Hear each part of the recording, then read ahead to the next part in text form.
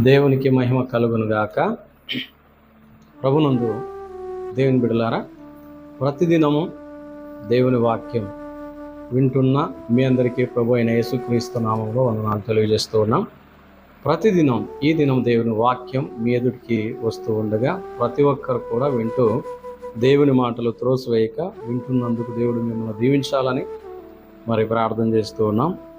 చూడండి, ఈ దినం దేవుని వాక్యం జెకర్యా గ్రంథం 10వ అధ్యాయం 6వ వచనం. 10వ అధ్యాయం 6వ వచనంలో కింది లైన్లో మనం చదువుకుంటున్నాం. నేను వారి ఎడల జాలిపడుదును, నేను వారి దేవుడునైన యెహోవాను. నేను వారి ఎడల జాలిపడుదును, నేను వారి దేవుడైన యెహోవాను. దేవునికి స్తోత్రం కలుగును గాక. ప్రభునందు దేవుని బిడ్డలారా, దేవుడు మన పట్ల జాలి పడుతూ మన ఎడల ఆయన దేవుడై ఉన్నాడు.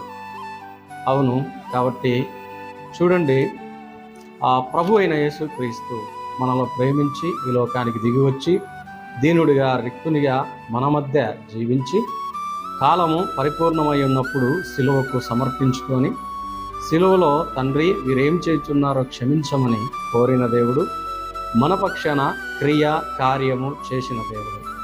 మన మీదున్న ప్రతి దోషము, ప్రతి అతిక్రమము, ప్రతిదీ కూడా సిలువలో ఆయన అమూల్యమైన రక్తం చేత ఆయన బలి ద్వారా మన మీద ఆవరించి ఉన్న ప్రతిదీ కొట్టివేశాడు. అవును, కాబట్టి ప్రియులారా, అందుకనే నేను వారి ఎడల జాలిపడుదును అని చెప్తున్నాడు. కాబట్టి జాలిపడే దేవుడు. ఈ లోకంలో ఎవ్వరూ మనల్ని చూసి జాలిపడేవారు లేరు. ప్రియులారా, నిజమైన దేవుడు, మనల్ని కలగజేసిన దేవుడు, మన రక్షకుడైన దేవుడు మన ఎడల జాలిపడుతూ ఉన్నాడు. ఆయన మనకు దేవుడై ఉన్నాడు.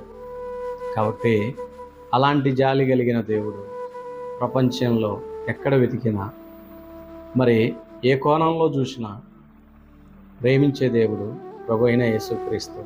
ప్రాణమిచ్చిన దేవుడు, సిలువ మోసిన దేవుడు, సిలువకు సమర్పించుకున్న దేవుడు, అందరి పాపదోషముల కొరకే సిలువలో మరణించిన దేవుడు యేసుక్రీస్తు ప్రభువు.